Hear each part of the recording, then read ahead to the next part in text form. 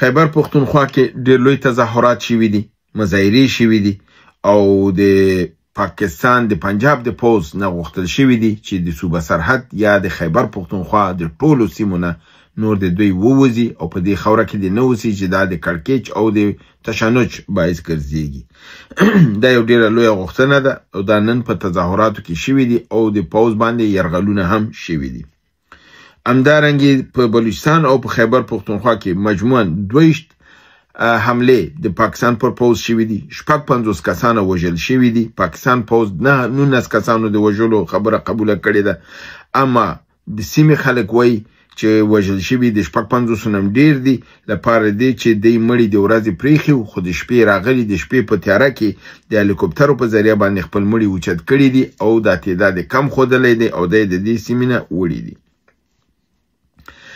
همدارنګې دغه تظاهرات په بلوچستان کې هم ادامه پیدا کړې ده. هلته هم خلکو خپل د ازادۍ لپاره او د مکمل ازادۍ اراده کړې ده او دا خبره کړې ده چې دا مبارزې به زموږ د پاکستان تر پوز په مقابل کې تر هغه دوام لري تر څو چې موږ خپل ازادي نه یې اخیستې او د پنجاب د یرغل نه مو دغه بلوچستان نه وي خلاص کړی. همدارنګې په بلوچستان کې په جعفر ایکسپریس یعنی په ریل باندې چې د رابی یعنی نصیر آباد په سیمه کې تیرېدو حالت کې او برید پې باندې شوی دی. 6 پاکستاني اردو افسران وژل شوي دي، ډېر زیات شمېر ټپیان شوي دي لپاره دی چې دغه ټرین جعفر ایکسپریس چې و دا د بلوچستان نه هغه پوځیان یې د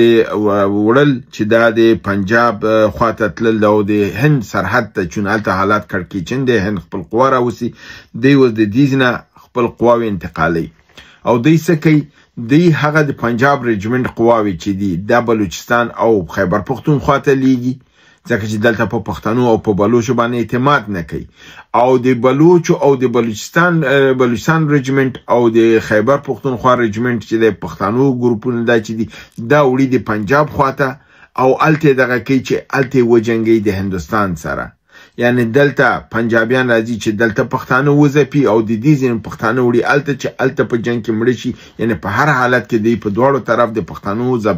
ځپل او وهل غواړي او کوي چې په دې باندې باید پښتانه ډېر پوه اوسي او څنګه چې دی اوس اواز اوچت کړی دی چې موږ دی په جنایتونو باندې پوه شوي سو نو نور پس دی هم باید د مخنیوی وشي. نو د دغه ټولو حالاتو نه دغه کیږي چې پاکستان کړکېچن حالت کې دی او د دوی وضع مخ په خرابېدو ده. ورځ تر بلې پاکستان د خپل هغه مرکزي کنټرول د لاسه ورکوي